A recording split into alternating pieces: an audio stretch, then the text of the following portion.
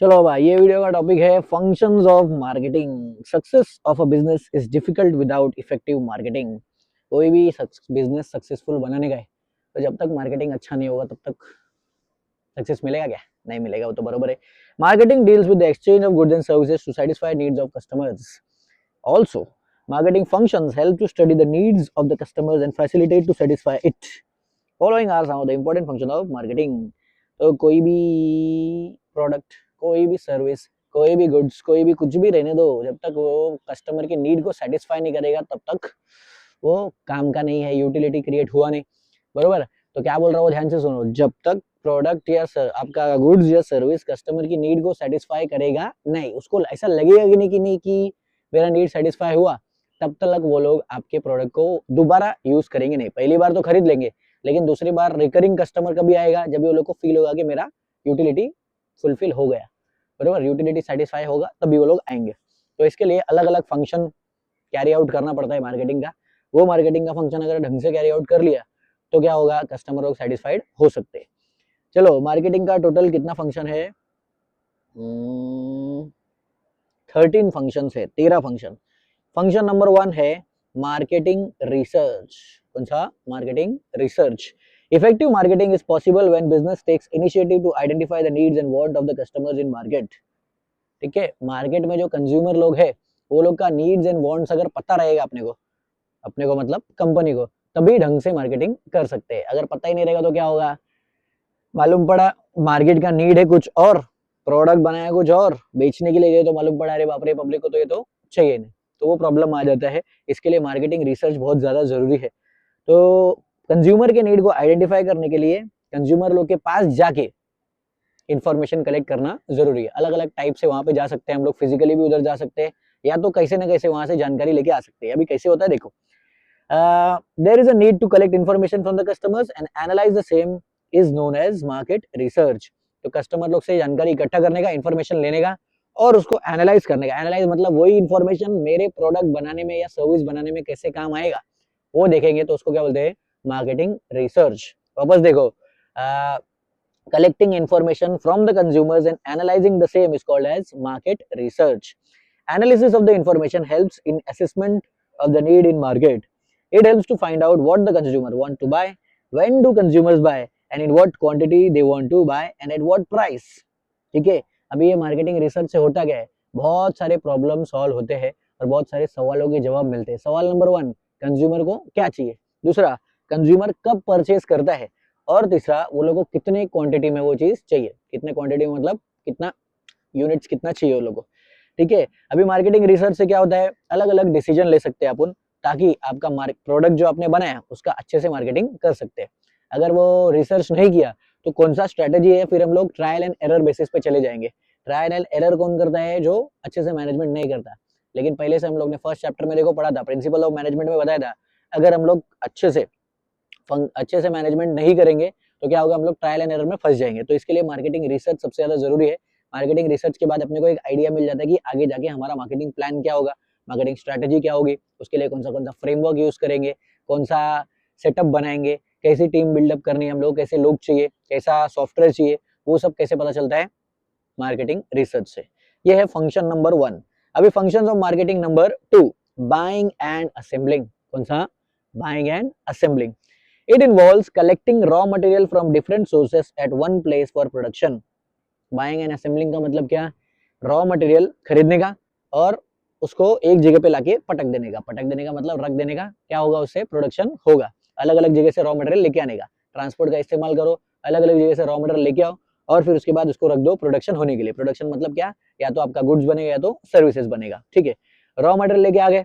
अभी ये फंक्शन इतना जरूरी क्यों है, क्योंकि प्राइस ऑफ रॉ मटेरियल का प्राइस और रॉ मटेरियल का क्वालिटी ही डिटरमाइन करता है कि जो फाइनल प्रोडक्ट होगा, फाइनल गुड्स या फाइनल सर्विस होगा, उसका क्वालिटी क्या होगा और उसका प्राइस क्या होगा।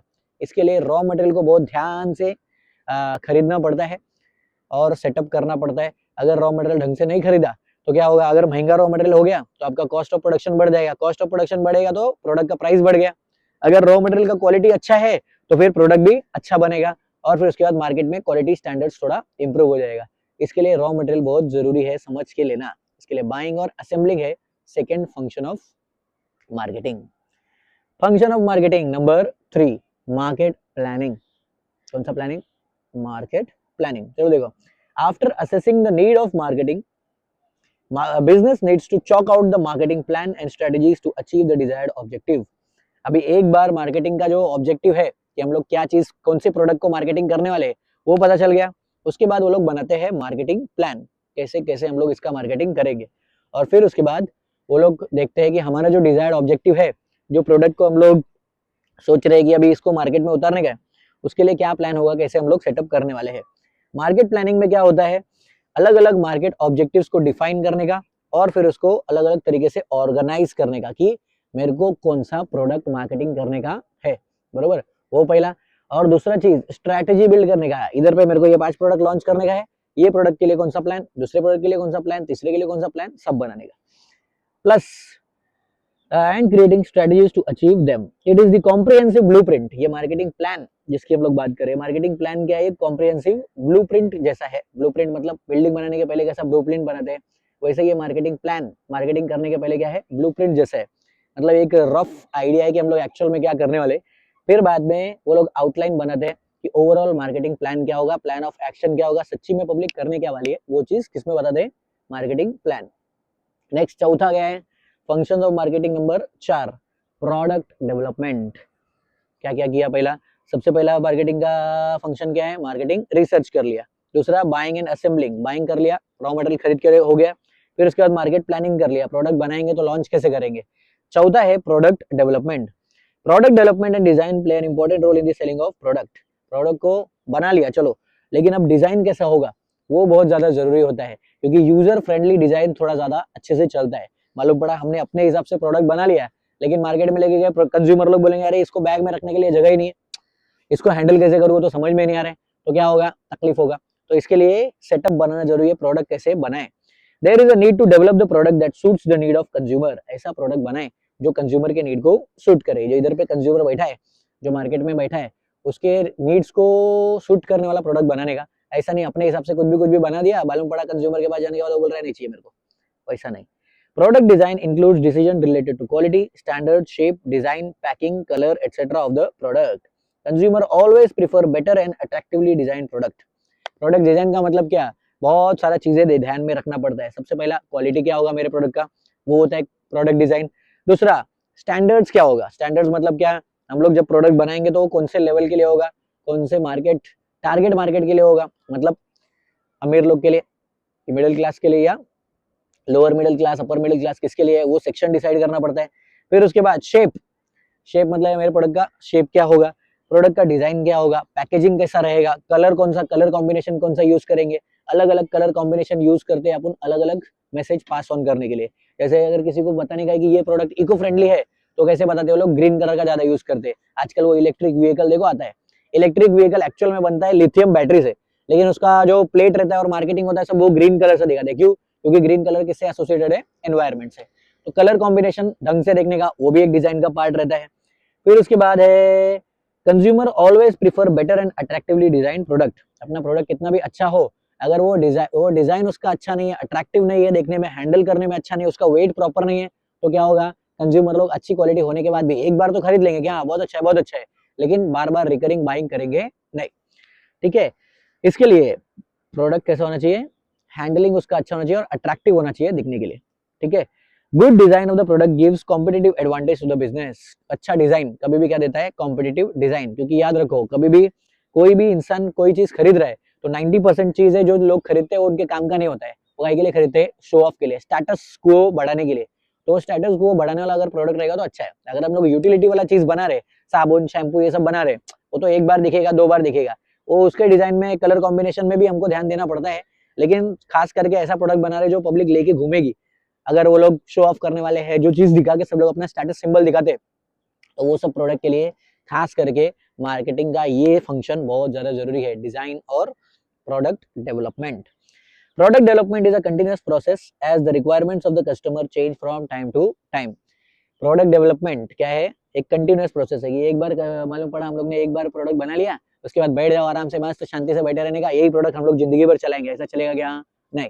क्योंकि हर साल हर साल क्या हो सकता है, बहुत जल्दी जल्दी फास्ट फास्ट रहता है, जैसे जैसे मार्केट चेंज होता है कंज्यूमर लोग की नीड भी चेंज होती रहती है, कंज्यूमर लोग का टेस्ट, प्रेफरेंस, हैबिट, ये सब चेंज होते रहता है। तो जैसे जैसे कंज्यूमर लोग चेंज हो रहे हैं, अपने को अपना प्रोडक्ट भी चेंज करना पड़ता है। ठीक है। Number 5, standardisation and grading, marketing का function number 5, standardisation and grading. Standardization means to determine the standards related to process. Standardization means to determine the standards related to size. Standardization means to determine the standards related to quality. Standardization means to determine the standards related to design, weight, color, etc. of the product. Standardization मतलब क्या, हमने खुद के लिए, अपने company के लिए, अपने प्रोडक्ट के लिए एक स्टैंडर्ड सेट कर लिया कि देखो जब हमारा प्रोसेस होगा, जैसे हम लोग अपना प्रोडक्ट बनाएंगे उसका प्रोसेस ऐसा ही रहेगा, उसमें हम लोग कुछ भी चिंदीगिरी करेंगे नहीं। क्या किया, स्टैंडर्ड सेट किया। दूसरा, प्रोडक्ट का साइज, पैसा बचाने के लिए हम लोग ऐसा नहीं कि छोटा साइज का प्रोडक्ट दे देंगे और पैसा प्रॉफिट कमा लेंगे 5 मिनट के लिए, मतलब शॉर्ट टर्म प्रॉफिट नहीं, हमने क्या सोचा, लॉन्ग टर्म प्रॉफिट अपने को चाहिए। तो लॉन्ग टर्म प्रॉफिट के लिए क्या मांगता है, साइज भी अप्रोप्रिएट होना चाहिए। फिर तीसरा, क्वालिटी, कौन सा हम लोग को चीजें जो देंगे वो क्वालिटी वाइज अच्छा होना चाहिए, ढंग का क्वालिटी होना चाहिए। फिर उसके बाद डिजाइन, वेट, हर चीज के लिए हमने एक स्टैंडर्ड सेट कर दिया कि यही फिक्स रहेगा। ऐसा नहीं कि बार बार, एक बार मेरे को लाइट ब्लू कलर मिला, एक बार मेरे को डार्क ब्लू कलर मिला, एक बार रॉयल ब्लू कलर मिल गया, जो कलर मिलना है चलने दो, ऐसा नहीं। एक ही फिक्स चीज रखेंगे, वही चीज बार बार जाएगा तो मार्केटिंग अच्छे से होगा। प्लस कस्टमर के माइंड में एक साइकोलॉजिकल इफेक्ट होता है, उसको बोलते हैं ब्रांड रिकॉल। क्या बोलते हैं, ब्रांड रिकॉल। मतलब क्या, एक ही चीज अगर 50 बार वो लोग के सामने जाएगी तो क्या होता है, वो मैसेज वो लोग के पास सीधा सीधा पहुंच जाता है कि ये आदमी यही है, बरोबर। जैसे अगर कोई आइडेंटिकल प्रोडक्ट हमारे पास 10 बार आता है तो रजिस्टर हो जाता है दिमाग में कि देखो यही चीज है। ब्रांड का लोगो, मान लो एक एग्जांपल देखते हैं, ब्रांड का लोगो, वही ब्रांड का लोगो अगर same same same to same हर एक प्रोडक्ट में सेम ब्रांड का लोगो दिख रहा है तो हम लोग समझ जाते हैं ये प्रोडक्ट भले अलग है लेकिन कंपनी तो सेम है। तो वही चीज ध्यान में रखना पड़ता है कि हम लोग को ऐसा तरीके से स्टैंडर्डाइजेशन करना है कि एक बार कस्टमर हमारे पास आया तो उसको क्या होगा, हमारे प्रोडक्ट का ब्रांड रिकॉल वैल्यू क्रिएट हो जाएगा। देखो आगे लिखा भी है, it helps in ensuring uniformity in the quality of the product, it helps in achieving customers loyalty towards the product. Standardization और ग्रेडिंग दोनों भी चीज, पहला तो स्टैंडर्डाइजेशन मतलब हमने स्टैंडर्ड सेट किया, दूसरा ग्रेडिंग मतलब उसको बाहर वाली एजेंसी से, इसको अपन नहीं जानते, या गवर्नमेंट का भी एजेंसी आता है वो लोग के पास जाके हम लोग ने ग्रेडिंग करवा लिया, एक स्टैंप लगवा लिया कि देखो देखो हमने चेक करवाया, हमारा प्रोडक्ट का क्वालिटी मस्त है। जैसे जो खाने का प्रोडक्ट रहता है, जो भी खाने का पैकेज प्रोडक्ट रहता है वो गवर्नमेंट की एक एजेंसी के पास जाके चेक होता है और फिर उसके ऊपर वो मार्क लगता है। कौन सा मार्क, FSSAI मार्क। कौन सा मार्क, FSSAI। FSSAI का फुल फॉर्म क्या है, food safety security, food safety and security standards of India. मतलब क्या, कोई भी खाने से रिलेटेड प्रोडक्ट रहेगा उसको उठाओगे, उस पर वो रैपर ऐसा पलटी मार के देखो तो उसमें क्या दिखेगा, FSSAI मार्क दिखेगा। तो वो याद रखो कि मतलब क्या, गवर्नमेंट के एजेंसी ने उसको चेक कर लिया है, मतलब क्या, एक भरोसा हो जाता है कंज्यूमर को, यहाँ चेकिंग हो गया है बाबा, तो अपने को इसके ऊपर भरोसा कर सकते हैं। तो दोनों तरफ से काम चलता है, पहला आपने अपने तरफ से भी स्टैंडर्डाइजेशन किया कि हम लोग इतना ही अच्छा क्वालिटी मेंटेन करते हैं, हमारा डिजाइन ऐसे ही रहेगा, हमारा प्रोडक्ट का साइज ऐसे ही रहेगा, हमारे प्रोडक्ट का क्वालिटी ऐसे रहेगा, डिजाइन ऐसे रहेगा, वेट भी इतना ही एक पर्टिकुलर रहेगा, बार बार कस्टमर कंफ्यूज नहीं होगा, कलर भी एकदम सेम टू सेम रहेगा, आइडेंटिकल रहेगा, जो हमारे ब्रांड के साथ में ये करेगा, रेजोनेट करेगा। एक चिप्स के पैकेट का एग्जांपल देख लो, जो रेड कलर का पैकेट रहता है वो टोमेटो फ्लेवर का रहेगा, या तो वो मिर्ची के फ्लेवर का रहेगा, प्लस वो फिर इसके बाद जो नॉर्मल नॉर्मल रहता है उसमें अलग अलग कलर यूज करते हैं वो लोग, क्यों, ताकि सब लोग कंज्यूमर लोग के दिमाग में क्या बैठ सके, वो मैसेज जा सके कि देखो ये वाला चीज ऐसा है। क्योंकि बहुत सारे लोग होते हैं वो पढ़े लिखे नहीं रहते हैं, तो वो लोग कलर के इस पे से ही अपना ब्रांड रिकॉग्नाइज कर लेते हैं कि हम लोग को क्या चीज देखने का है, समझ में आया। तो इसके लिए कलर कॉम्बिनेशन, डिजाइन, क्वालिटी, ये सब बहुत जरूरी है। ग्रेडिंग क्या होता है, देखो, grading is the process of classification of products according to similar characteristics और quality. Grading is done on the basis of their features like size, shape, quality, etc. Generally, grading is done in case of agricultural products like wheat, rice, potatoes, etc. अभी grading का मतलब exact meaning उसका definition wise देखने जाएंगे तो क्या है कि सिमिलर कैरेक्टरिस्टिक्स देखने का। सिमिलर कैरेक्टरिस्टिक्स मतलब क्या, कि हम लोग ने देखा कि मेरे पास पूरा ऐसा एक बंडल है, वो बंडल में से जो भी चीज सिमिलर रहेगा उसको अलग अलग कर देंगे, जो अलग है उसको, समझो 3 बैच बन रहा है तो उसको अलग अलग कर देंगे।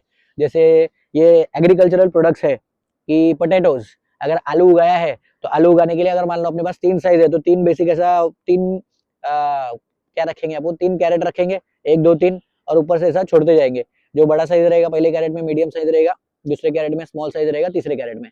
तो पूरा जितना पोटैटोस उगा है खेत के अंदर वो सब उसमें तीनों में डिवाइड कर देंगे। इसको क्या बोलते हैं, प्रोसेस ऑफ ग्रेडिंग। क्या बोल रहा हूँ, समझ में आया? तो प्रोसेस नंबर 5। अभी फंक्शन ऑफ मार्केटिंग नंबर 6 कौन सा है, पैकेजिंग और labelling. Packaging and labelling. Packaging and labelling creates the first impression on the consumer about the product. कोई भी कंज्यूमर के सामने सबसे पहले एक्चुअल प्रोडक्ट तो जाता नहीं है, सबसे पहले क्या जाता है उसका पैकेजिंग और लेबलिंग, कि आपने उसके ऊपर कैसे क्या लिखा हुआ है, आपने ढंग से अपना मैसेज कन्वे किया कि नहीं, आप जो चीज प्रोडक्ट देने जा रहे हैं उसके बारे में आपने मैसेज दिया कि नहीं, वो किस में लिखा रहता है, लेबल में। और पैकेजिंग क्या रहता है, ओवरऑल आपने कैसे पैक करके दिया। ठीक है, चलो देखो, package and label creates the first impression in the consumer about the product. Attractive package and label can help make the product successful. आपका पैकेजिंग अगर अट्रैक्टिव है तो क्या होगा, आपका प्रोडक्ट मार्केट में सक्सेसफुल होगा।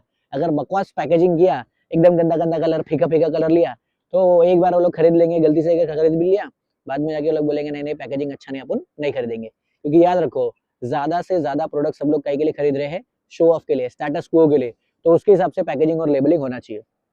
चलो नेक्स्ट देखो, packaging means the designing the package for the product. अभी पैकेजिंग का मतलब क्या, आप अपने प्रोडक्ट को कैसे रैप करके, किस तरीके से पैक करके कंज्यूमर के सामने भेजोगे। पैकेजिंग के लिए बहुत सारी बातें ध्यान में रखनी पड़ती है। क्या क्या, पहला, आपको ऐसे पैक करना है ताकि आपका प्रोडक्ट टूटना नहीं चाहिए, डैमेज नहीं होना चाहिए, डिस्ट्रॉय नहीं होना चाहिए। अब पैकेजिंग करने के लिए सब अलग अलग चीजें यूज करते हैं, जैसे कोई कोई बॉटल में पैकेजिंग करता है, कोई कोई कंटेनर में पैकेजिंग करता है, कोई कोई प्लास्टिक बैग्स में, कोई कोई टिन के बॉक्सेस में, या तो टिन के कैन आते हैं उसमें पैकेजिंग करते हैं, लकड़ी के बॉक्सेस में पैकेजिंग होता है, जूट बैग्स आते हैं उसमें पैकेजिंग होता है, बबल रैप होता है उसमें पैकेजिंग होता है, या फिर पैकिंग फोम अलग से आता है। तो अलग अलग टाइप की पैकिंग सब लोग यूज करते हैं। आजकल सब लोग क्या करते हैं, जिस टाइप का प्रोडक्ट रहेगा उसके हिसाब से ही अपना पैकेज डिजाइन करते हैं। जिनके पास पैसा रहता है, मतलब क्या, जो मार्केटिंग के ऊपर अच्छा खासा खर्चा करते हैं, वो लोग क्या करते हैं, प्रोडक्ट को अलग अलग से अट्रैक्टिवली पैकेजिंग करते हैं, ताकि हाथ में आया प्रोडक्ट तो समझ गया कि सामने वाले का ही प्रोडक्ट है। ठीक है, अभी लेबल क्या है, ये तो हो गया पैकेजिंग। अभी labelling, label is a slip. Label क्या है, एक स्लिप, स्लिप जैसा रहता है। उसमें क्या रहता है, प्रोडक्ट के ऊपर वो स्लिप पाया जाता है, लेबलिंग रहता है, जिसके अंदर वो प्रोडक्ट से रिलेटेड सब जानकारी A to Z सब जानकारी उसमें दिया रहता है। The slip on which all this information is provided is called as label and its process is called as labeling। वो स्लिप जो हर एक प्रोडक्ट के ऊपर लिखा रहता है, लिखा रहता है नहीं, वो स्लिप जो हर एक प्रोडक्ट के ऊपर स्टिक रहता है, वही प्रोडक्ट को बोलते हैं, वही लेबल को बोलते हैं, वही स्लिप को बोलते हैं लेबल। वापस बोलता हूँ, वो स्लिप जो हर एक प्रोडक्ट के ऊपर चिटका रहता है या फिर बांधा रहता है, जैसे भी रखेंगे, उसको बोलते हैं लेबल। और वो लेबल बनाने के प्रोसेस को क्या बोलते हैं, labelling. Packaging and labelling not only provide protection to the product but also act as an effective tool of marketing. अभी पैकेजिंग और लेबलिंग दोनों भी चीज का फायदा क्या है, पहली बात तो प्रोटेक्शन मिलता है, प्रोडक्ट बचा हुआ रहता है, टूटता नहीं है, डिस्ट्रॉय नहीं होता है, डैमेज नहीं होता है, और प्लस मार्केटिंग का एक इफेक्टिव टूल भी बनता है। बरोबर, ये उतना अच्छा पैकेजिंग करके देते हैं। बरोबर, एग्जांपल लो डोमिनोज का, डोमिनोज में जब हम लोग जाते हैं तो पिज्जा के साथ में वो ओरिगैनो और चिली फ्लेक्स मिलता है, वो पैकेट में वो लोग डाल के देते हैं। वो लोग चाहे तो उसको बॉक्स में डाल के ऐसा डायरेक्ट डायरेक्ट डालने के भी दे सकते हैं, जैसे बाकी रेस्टोरेंट में और होटल में होता है। लेकिन वो लोग क्या करते हैं, छोटे छोटे पैकेट में उसको निकाल के देते हैं। और कभी भी ध्यान दोगे तो वो लोग एक्स्ट्रा ही देते हैं अपने को, ताकि हम लोग क्या करें, घर पे लेके जाए। अब घर पे हम लोग खुश होकर लेके चले जाते हैं, अभी किचन में पड़ा हुआ है, कोई भी सामान हम लोग लेने के लिए गए, वो ओरिगैनो या चिली फ्लेक्स देगा तो क्या होगा, वो डोमिनोज का नाम और लोगो अपने दिमाग में छप जाता है। वो लोग का मार्केटिंग स्ट्रेटेजी है कि ताकि वो लोग का लोगो और वो लोग के ब्रांड का नाम हमेशा हमारे दिमाग में रहे। बरोबर, ऐसे अलग अलग तरीके से पैकेजिंग और लेबलिंग क्या करता है, मार्केटिंग का इफेक्ट डालने में हेल्प करता है। चलो number 7, functions of marketing number 7 क्या है, ब्रांडिंग। ब्रांडिंग क्या होता है, देखो, every businessman wants to have a special identity. कौन सा identity, special identity in the market for his product. Branding is a process of giving special identity to a product through unique brand name to differentiate it from competitors' products. Also, in simple words, giving of distinct name to one's product is called as branding. Registered brands are known as trademarks. चलो, हर एक businessman क्या सोचते हैं कि अपने brand, अपने company का या अपने प्रोडक्ट का एक स्पेशल आइडेंटिटी होना चाहिए। आइडेंटिटी मतलब स्पेशल पहचान होना चाहिए मार्केट में। और इसके लिए हम क्या करते हैं, वही स्पेशल आइडेंटिटी अगर क्रिएट कर दे वही नाम अगर अपन खुद से क्रिएट करें, वो सीडिंग कर दे, तो क्या होगा, अलग से एक ब्रांड बन जाएगा। और वो ब्रांड का मतलब क्या, कि आपने अपने प्रोडक्ट को या अपने कंपनी को एक स्पेशल नाम दे दिया, और वही स्पेशल नाम क्या हो रहा है, बार बार चलते जा रहा है। ठीक है। रजिस्टर्ड ब्रांड्स, कोई कोई ब्रांड्स जो होते हैं, कोई कोई क्या, ज्यादातर सब ब्रांड्स क्या करते हैं, अपने ब्रांड्स को रजिस्टर्ड कर देते हैं, और वही रजिस्टर्ड ब्रांड्स को बोलते हैं ट्रेडमार्क्स। क्या बोलते हैं, ट्रेडमार्क। और वो ट्रेडमार्क का फायदा क्या रहता है, कि आपने अपने ब्रांड को रजिस्टर कर दिया, तो अपने आपके ब्रांड से क्या होगा, आपका मार्केटिंग होते रहेगा, प्लस साथ में अगर कोई और ऐसा है जो आपके ब्रांड को कॉपी करने की कोशिश करता है, तो उधर से जितना पैसा वो कमा रहा है उसमें से 1% भी आपको देना पड़ेगा। उसको क्या बोलते हैं, ट्रेडमार्क। बरोबर। चलो next, trademarks can not be copied, trademarks को कोई कॉपी नहीं कर सकता। प्लस इससे क्या होता है, वो लोगों को रिकॉग्निशन मिलता है। रिकॉग्निशन मतलब पूरे मार्केट में एक पहचान मिल जाता है।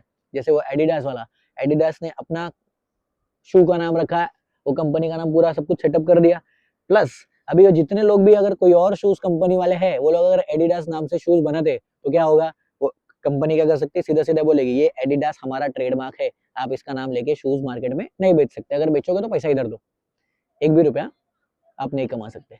बरोबर। तो ट्रेडमार्क का फायदा रहता है। नेक्स्ट वाला क्या है, customer support service. Next function of marketing क्या है, customer support service. Customer is the king of market, वो तो पता ही सबको, कस्टमर मार्केट का किंग है। हर एक बिजनेस को जरूरी है कि वो कस्टमर के सेटिस्फेक्शन के बारे में सोचना चाहिए और काम भी करना चाहिए।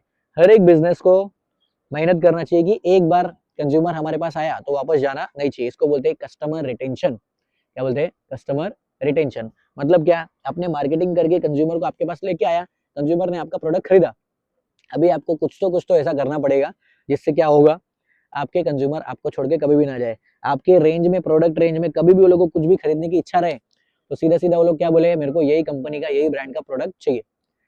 क्यों, क्योंकि जब मैंने प्रोडक्ट खरीदा उसके पहले भी ये ब्रांड ने मार्केटिंग अच्छे से किया, मतलब सब कुछ बताया, प्रोडक्ट खरीदने के बाद भी ये ब्रांड ने मेरे को असिस्ट किया। वो लोग को पब्लिक याद रखती है कि काम खत्म होने के बाद भी पब्लिक आपको याद कर रही है। क्यों, क्योंकि आपने एक मार्केटिंग का फंक्शन अच्छे से कैरी ऑन किया। उसको बोलते हैं कस्टमर सपोर्ट सर्विस। मतलब क्या, कस्टमर को जब भी प्रॉब्लम हो तो आप उनको सपोर्ट करते रहो। इसका बेस्ट एग्जांपल है व्हाट्सएप। व्हाट्सएप में कभी भी कोई भी नया अपडेट आता है, कुछ भी चेंजेस वो लोग करते हैं, तो वो लोग खुद के व्हाट्सएप अकाउंट से सीधा स्टेटस लगा के बताते हैं कि देखो these are new changes that we have done, और इसको आप लोग ऐसे एक्सेस कर सकते हो। बरोबर। सेम इंस्टाग्राम पे भी ऐसे ही होता है। इंस्टाग्राम पे वो लोग बटन इधर उधर जब भी करते हैं, ये सर्च बटन राइट साइड पे चले गया और रील्स वाला बटन इधर आ गया, तो लोग जितने बार चेंजेस होता है सब यहाँ पे बताते हैं कि ये चीज यहाँ पे कर सकते हैं। कोई नया फीचर ऐड हुआ तो भी असिस्ट करते हैं। क्या कर रहे हैं वो लोग, कस्टमर सपोर्ट सर्विस। चलो आगे देखो, business needs to take every possible effort to provide support service to the customer. Timely support services help to gain customer loyalty. तो हर एक बिजनेस को क्या करना चाहिए, कुछ ना कुछ एफर्ट लेना चाहिए ताकि वो लोग टाइम पे कस्टमर को सपोर्ट पहुंचा सके। मालूम पड़ा कस्टमर को तकलीफ आज है और 5 दिन बाद रिस्पॉन्स मिल रहा है, तो सीधा सीधा क्या होगा, नेगेटिव ब्रांड इंपैक्ट चले जाएगा। वो लोग बोलेंगे नहीं बाबा इसके पास से कुछ भी नहीं खरीदेंगे, ये लोग कंप्लेंट हमारा फटाफट रिजॉल्व नहीं करते। तो कंप्लेंट रेजोल्यूशन सिस्टम थोड़ा ढंग का रहना चाहिए। अभी ये जिसकी हम लोग बात करें कस्टमर सपोर्ट सर्विस, वो किसमें किसमें आता है, प्री सेल सर्विस। मतलब क्या, कस्टमर अंदर आया तो उसको जो सर्विस मिलेगा उसको बोलते हैं प्री सेल सर्विस। एग्जांपल लेते हैं रेस्टोरेंट का। रेस्टोरेंट में एक पर्सन आया, वो टेबल पे बैठ गया, उसने अभी तक कुछ भी ऑर्डर नहीं किया है। डायरेक्ट अगर बोल देंगे हाँ सर क्या खाएंगे, तो क्या होगा, तो बोलेगा अरे 1 मिनट रुको, बैठने दो, चेक करने दो, मेन्यू देखने दो। तो बहुत सारे अच्छे अच्छे रेस्टोरेंट वाले लोग क्या करते हैं, पहले कस्टमर आएंगे तो लोगों को पानी ला के रख देंगे, फिर उसके बाद वहाँ पे कुछ भी बोलेंगे नहीं, वो लोगों को खाली मेन्यू देके साइड हट जाते। फिर जब वो सामने से बुलाते तब जाके वो लोग बोलते। तो ऐसे बहुत सारे रिसोर्ट वाले रहते हैं। तो रिसोर्ट वाले लोग क्या करते हैं, अगर गेस्ट लोग आते हैं तो गेस्ट लोगों को पहले वो पूरा प्रॉपर वो लोग को वेलकम करेंगे, टिक्का लगाएंगे, हार पहनाएंगे, प्लस वो लोग आरती वारती उतारेंगे, फिर वो लोग को बैठने के लिए देंगे, वो लोग को स्नैक्स देंगे। फिर उसके बाद बोलते हैं कि आप बताओ आपको क्या करने का। तो ये क्या है, प्री सेल सर्विस। अभी तक वो कस्टमर बना नहीं है लेकिन फिर भी उसको सर्विस दिया, क्या है वो, कस्टमर सपोर्ट सर्विस। आगे देखो, प्री सेल सर्विस हुआ। कंज्यूमर हेल्पलाइन, कंज्यूमर लोग के लिए हेल्पलाइन बनाया, वो भी customer service. After sale service, sales होने के बाद अगर मान लो हम लोग ने गाड़ी खरीदा, गाड़ी खरीदने के बाद 3 बार सर्विस फ्री होता है, क्या जरूरत है कंपनी को देने का, लेकिन फिर भी वो लोग देते हैं। क्यों, कस्टमर सपोर्ट सर्विस, इसको बोलते हैं आफ्टर सेल सर्विस। फिर उसके बाद टेक्निकल असिस्टेंस, कुछ भी टेक्निकल असिस्टेंस चाहिए रहेगा, फोन लगाओ, चैटिंग करो। अभी तो एआई चैटबॉट्स आ गया है, कुछ भी प्रॉब्लम रहेगा सीधा सीधा देख लो। फिर उसके बाद प्रोडक्ट डेमो, कुछ लोग होते हैं प्रोडक्ट का डेमो भी देते हैं कि आप डेमो देख लो एक बार, उसके बाद चलाओ। जैसे गाड़ी खरीदने के लिए गए अगर, तो वो लोग बोलते हैं जाओ एक टेस्ट ड्राइव करके आ जाओ, तो टेस्ट ड्राइव करके काम हो जाता है, वो भी अच्छा है। These services help in getting, retaining and growing customers. ये सब सर्विस की वजह से क्या होता है, कस्टमर आएगा भी और वो लोग रिटेन भी होंगे. रिटेन मतलब क्या, एक बार कस्टमर आने के बाद बोलेगा कि चलो बार बार हम लोग यही चीज खरीदेंगे, प्लस कस्टमर ग्रो भी होगा अपने आप. वो लोग क्या बोलेंगे, अपने फ्रेंड्स को, रिलेटिव्स को बताएंगे और वर्ड ऑफ माउथ पब्लिसिटी होगा. वर्ड ऑफ माउथ पब्लिसिटी मतलब क्या, आपको बोलने की गरज नहीं है, आपके कस्टमर लोग ही आपका मार्केटिंग कर दे रहे हैं. वही सबसे बेस्ट टाइप का मार्केटिंग होता है. तो कस्टमर्स ग्रो करेंगे. कभी ग्रो करेंगे, जब वो लोग को कस्टमर सपोर्ट सर्विस मिलेगा, pre sale service, sales service और आफ्टर सेल्स सर्विस. चलो number 9, functions of marketing. Number 9, pricing is one of the most important as well as challenging function of the marketing. Many times price of the product decides the success or failure of the product. Pricing सबसे जरूरी part है. वो तो हम लोग ने marketing mix में भी देखा था, मार्केटिंग मिक्स में भी दिया है, प्रोडक्ट, प्राइस, प्लेस, प्रमोशन, फिर वो फिजिकल एनवायरनमेंट सब आता है. तो प्राइस सबसे इंपॉर्टेंट चीज है. प्राइसिंग कैसे करोगे वो फंक्शन ध्यान में रखना जरूरी है. कैसे होता है, while determining the price of the product, businessman needs to consider factors like cost, factors like desired profit, price of the competitor's product, demand for the product, market condition, etc. तो price determine करने के time पे बहुत सारी चीजें ध्यान में रखना पड़ता है. क्या क्या ध्यान में रखने का, सबसे पहला हमारा कॉस्ट ऑफ प्रोडक्शन, कि प्रोडक्ट कितने में बनाया. दूसरा चीज डिजायर्ड प्रॉफिट, मेरे को प्रॉफिट कितना परसेंट चाहिए, वो किया. फिर उसके बाद तीसरा देखने का प्राइस ऑफ कॉम्पिटिटर्स प्रोडक्ट, कि मैं जो प्रोडक्ट बना रहा हूँ, मेरे कॉम्पिटिटर लोग वही प्रोडक्ट बनाएंगे तो कितने में बेचेंगे, या फिर अभी अगर सच्ची में वो कॉम्पिटिटर है कितने में बेच रहा है वो देखने का. फिर उसके बाद demand for a product, product का डिमांड कितना है वो देखने का. और फिर उसके बाद लास्ट में मार्केट कंडीशन देखने का, कि मार्केट का कंडीशन क्या चल रहा है. मैं अगर मेरे प्रोडक्ट के लिए एक पर्टिकुलर प्राइस मान लो 50,000 मांग रहा हूँ, तो मार्केट में जितने भी बायर लोग मेरे हैं, पोटेंशियल बायर, अभी तक बने नहीं है, लेकिन पब्लिक जब मेरे पास खरीदने के लिए आएगी तो सच्ची में लोग 50,000 पे करेंगे कि नहीं, वो सोच के, मार्केट का कंडीशन देख के, उसके बाद ऐसे और भी फैक्टर्स रहते हैं, वो सब फैक्टर्स ध्यान में रखने के बाद फिर क्या करने का, प्राइस डिसाइड करने का. ठीक है. If prices are too high it might lose customers, but if prices are too low it might suffer losses. So deciding the right price needs extensive market research. तो इसमें ये कंडीशन भी है, अगर प्राइस अपना बहुत ज्यादा हो गया, पब्लिक आएगी नहीं, बिकेगा ही नहीं, सेल्स होगा ही नहीं. और अगर अपना प्राइस बहुत कम रहेगा तो कस्टमर लोग भाग भी जाएंगे, वो भी तकलीफ है. तो इसके लिए अपना प्राइस, प्रोडक्ट का प्राइस कितना रहेगा वो फिक्स करने के लिए क्या जरूरी है, मार्केट रिसर्च करना पड़ता है. बरोबर. वो मार्केट रिसर्च में अलग अलग स्टेप्स था, आपने बात किया ना. सबसे पहले देखने का मेरा कॉस्ट क्या है, कितने में प्रोडक्ट बनेगा. दूसरा मेरे को कितना प्रॉफिट चाहिए, प्लस कॉम्पिटिटर जो प्रोडक्ट बनाएगा, अगर सेम प्रोडक्ट कोई और बनाएगा तो कितने में बेचेगा. ऐसे लोग अगर जो बेच रहे हैं मार्केट में, सच्ची में जो प्रोडक्ट में बना रहा हूँ वो कितने में सेल कर रहे हैं, वो सब चीज फिक्स करने के बाद तब जाके अच्छे से रिसर्च करने के बाद पूछना चाहिए कि मेरा प्राइस क्या होगा. Next function of marketing. Function of marketing number 10, promotional channel. कौन सा चैनल, प्रमोशनल चैनल. प्रमोशन क्या है, promotion is the process of informing the customer about the process. Promotion का मतलब क्या, आपका प्रोडक्ट बन गया, रेडी हो गया, प्राइस भी डिटरमाइन कर लिया, अभी आप उसको कैसे लेके जाओगे अपने कंज्यूमर्स के पास, वो उसको बोलते हैं प्रमोशनल चैनल. और उधर जाने के बाद, कस्टमर के पास पहुंचने के बाद आप उसके फीचर्स के बारे में कैसे बताओगे, यूजेस के बारे में कैसे बताओगे, प्राइसेस के बारे में कैसे बताओगे, प्लस उनको एनकरेज कैसे करोगे, इसको बोलते हैं कॉल टू एक्शन, कि एनकरेज कैसे करोगे कि मेरा प्रोडक्ट खरीदो, कैसे बोलोगे, वो सब सेटअप करना बहुत जरूरी रहता है. तो अलग अलग टाइप का प्रमोशन टेक्निक रहता है. कभी कभी एडवर्टाइजिंग, न्यूज़पेपर में ऐड दे दिया, टीवी में ऐड दे दिया, यूट्यूब पे ऐड दे दिया, फेसबुक ऐड चला दिया, इंस्टाग्राम पे ऐड चला दिया, वो कर सकते हैं. पर्सनल सेलिंग कर सकते हैं, डायरेक्ट जाके पब्लिक को बेच सकते हैं.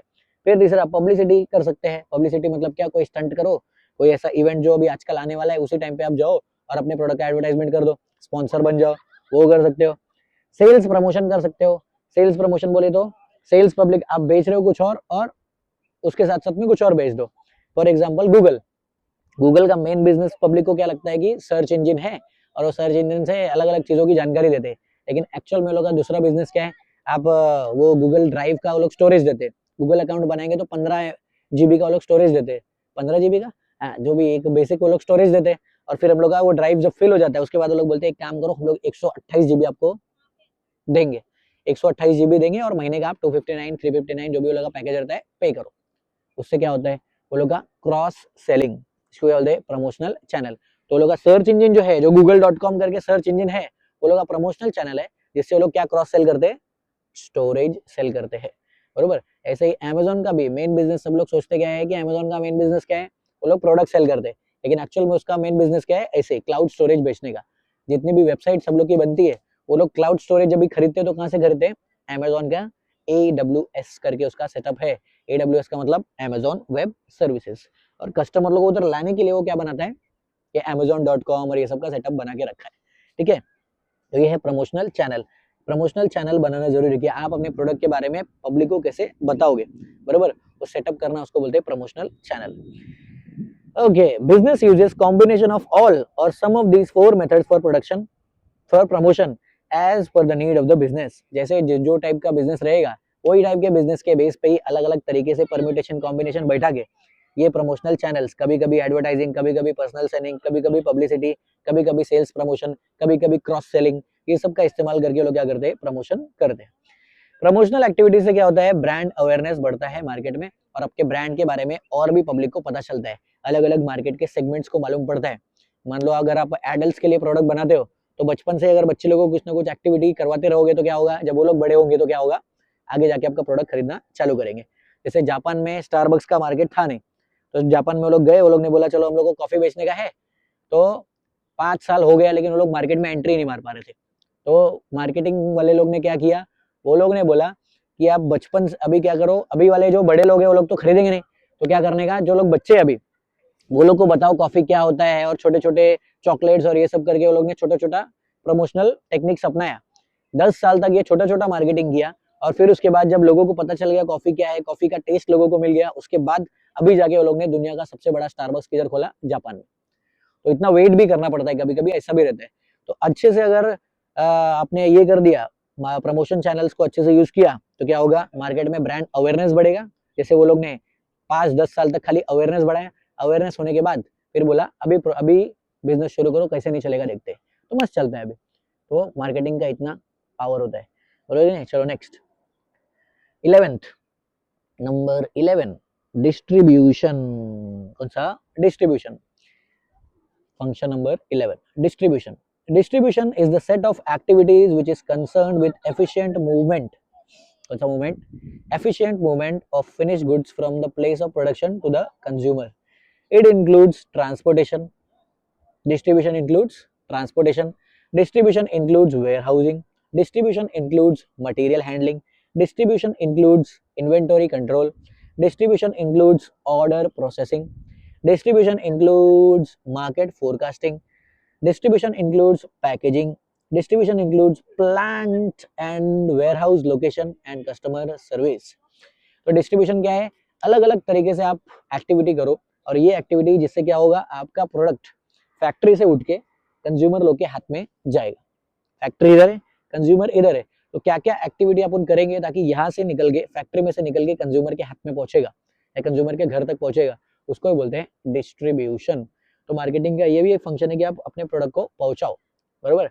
तो उसके लिए क्या क्या कर सकते हैं, सबसे पहले तो ट्रांसपोर्टेशन की, ट्रांसपोर्टेशन का सेटअप अपने को देखना पड़ेगा कि मेरे प्रोडक्शन वाले जगह से फैक्ट्री जिधर पे है, फैक्ट्री के सामने से ट्रांसपोर्टेशन का फैसिलिटी है कि नहीं, रोड बरोबर है कि नहीं, रेलवे बरोबर है कि नहीं, एयरपोर्ट बरोबर है कि नहीं, वाटरवेज है कि नहीं, वो सब ट्रांसपोर्टेशन का सेटअप देखा, तो आपने क्या किया, डिस्ट्रीब्यूशन सेटअप किया।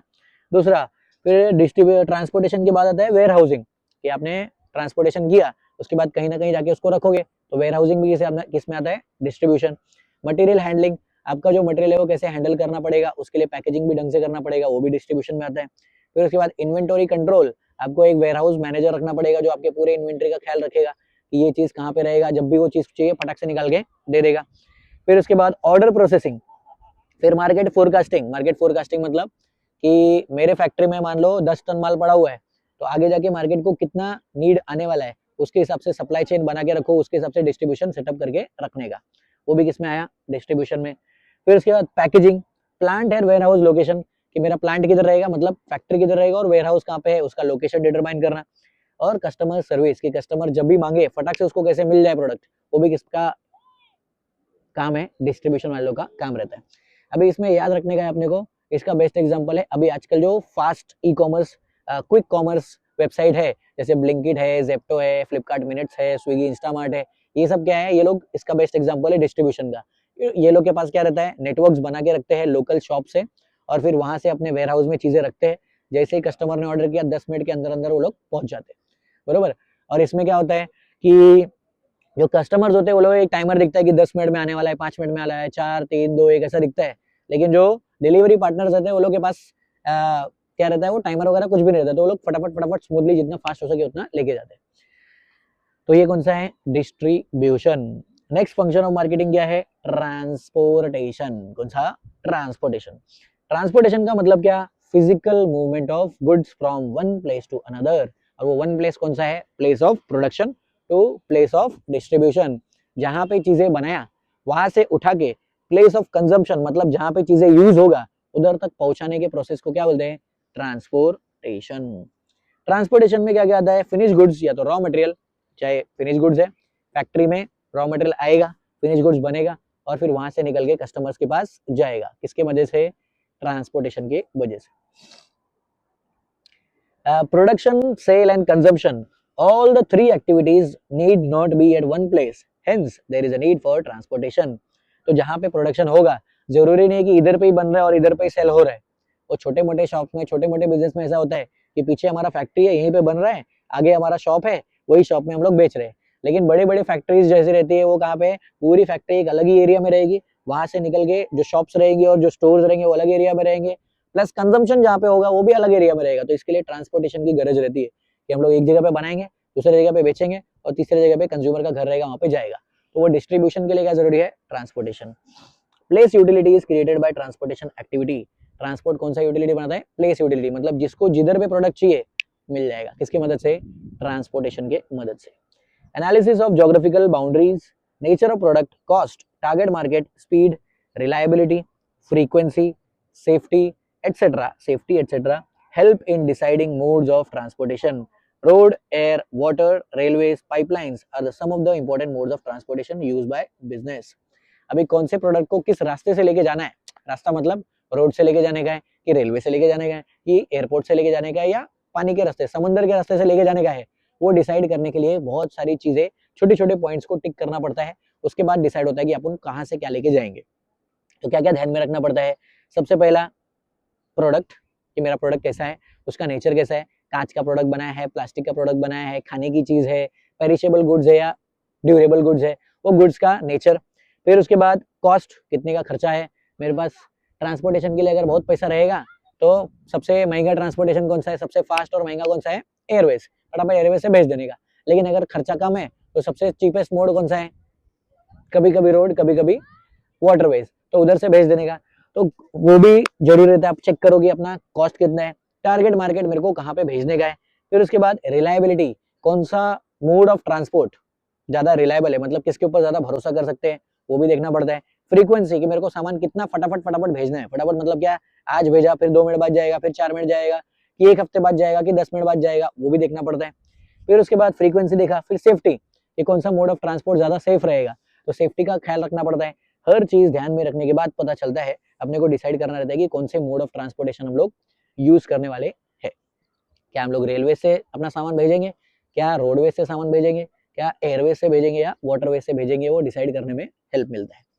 ठीक है, ये तो हो गया कौन सा, ट्रांसपोर्टेशन। अभी लास्ट फंक्शन ऑफ मार्केटिंग है वेयर हाउसिंग। वेयर हाउसिंग मतलब किधर पे सामान स्टोर करेंगे, वो तो हम लोग ने बार बार अलग अलग जगह पे पढ़ा ही है। वेयर हाउसिंग अपने बिजनेस सर्विस में भी पढ़ा है। तो चलो देखो, there is a time lag between the purchase और कंडीशन ऑफ गुड्स और production of goods and their sale. Production में, सेल्स में और कंजम्पशन में, तीनों में टाइम लैप्स होता है। मतलब बनेगा एक टाइम पे, प्रोडक्ट बनाया एक टाइम पे, प्रोडक्ट बेचा अलग टाइम पे और प्रोडक्ट यूज होगा अलग टाइम पे। तीनों का जो टाइम गैप है उसको ब्रिज करने के लिए जो फंक्शन काम आता है वो है वेयर हाउसिंग। मतलब ऐसा जगह, स्टोरेज हाउस, जहां पे हम लोग क्या करेंगे, अपने सामान को स्टोर करके रखेंगे, गुड्स को स्टोर करके रखेंगे। तो गुड्स के लिए मोस्टली रहता है। फिर उसके बाद it is important to store the goods, हाँ ये तो बताया। Warehouse helps to maintain a smooth flow of goods, goods बरोबर फ्लो हो। स्मूथ फ्लो मतलब क्या, जब डिमांड आया वेयर हाउस से उठाया और सप्लाई कर दिया। तो फ्लो ऑफ गुड्स, गुड्स का फ्लो मेंटेन करने के लिए क्या जरूरी है, वेयर हाउस जरूरी रहता है। It also helps in stabilising prices in the market, इससे प्राइस भी स्टेबिलाइज होता है। स्टेबिलाइज मतलब क्या, प्राइस थोड़ा स्टेबल रहता है। अगर वेयर हाउस अवेलेबल है तो प्राइस स्टेबल रहेगा, वेयर हाउस अवेलेबल नहीं है, मालूम पड़ा फैक्ट्री इधर है, प्लस ये इधर इतना रास्ता मगजमारी करने के बाद इधर पे कंजम्पशन होता है, मालूम पड़ा अपने पास वेयर हाउस ही नहीं है तो क्या होगा, एक बार इधर से एक लॉट आया, मान लो 10 टन सामान आ गया, इधर पहुंच गया, फटाफट फटाफट यूज हो गया और फटाक से फिर से डिमांड भी आ गया। तो यहाँ पे अगर बीच में वेयर हाउस होगा तो क्या होगा, वेयर हाउस से उठा के फटाक से डिमांड को हम लोग फुलफिल कर सकते हैं। वेयर हाउस नहीं रहेगा तो क्या होगा, यहाँ से फिर वापस फैक्ट्री से उठा के सामान लेके आने में क्या होगा, टाइम लगेगा। तो वो टाइम लैप्स बचाने के लिए प्लस वो टाइम यूटिलिटी क्रिएट करने के लिए कि जिस टाइम पे कंज्यूमर ने डिमांड किया फटाक से चीजें मिल गया, तो किस में काम आता है, वेयर हाउस से काम आता है। अगेन इसका एग्जांपल वही क्विक कॉमर्स वाले कि फटाक से किसी ने ऑर्डर किया कि मेरे को एक माइक्रोफोन चाहिए, 10 मिनट के अंदर मेरे को एक माइक्रोफोन चाहिए, फटाक से लेके आओ। तो ये क्विक कॉमर्स वाले के पास फटाक से लोग क्या रखते हैं, चुपचाप बोलेंगे कि मेरे पास वेयर हाउस में 10-15 माइक्रोफोन रख लो, कभी भी डिमांड आया फटाक से लेके चले जाएंगे।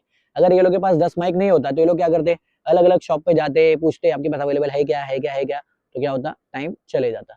तो टाइम यूटिलिटी मतलब तुरंत जिस टाइम पे कंज्यूमर को चीजें चाहिए उसी टाइम पे मिल जाए, वो कैसे होगा, वेयर हाउस की मदद से पॉसिबल होता है।